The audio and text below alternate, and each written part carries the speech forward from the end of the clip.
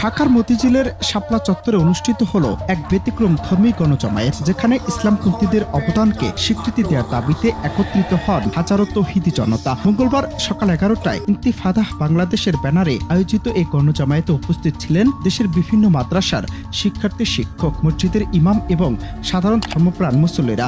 বক্তারা জানান, গত জুলাই মাসে ঘটে যাওয়া রক্তক্ষয়ী গণঅভ্যুত্থানে ইসলামপন্থী জনগোষ্ঠীর রক্ত ও আত্মত্যাগ ছিল গুরুত্বপূর্ণ, অথচ সেই অবদান আজ অস্বীকৃতিতেই রয়ে গেছে।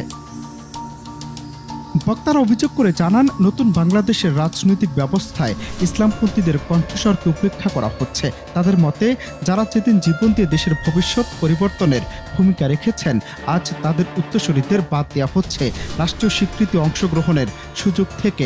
তারা এটিকে একটি পরিকল্পিত বৈষম্য বলেও অভিহিত করেন।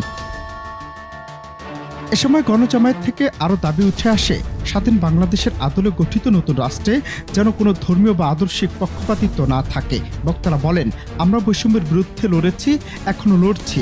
আগামীতে কোনো ইসলামপন্থীকে যদি কণ্ঠরোধের শিকার হতে হয়, তাহলে তা পুরো দেশের মুসলমানদের অবমাননার শামিল হবে।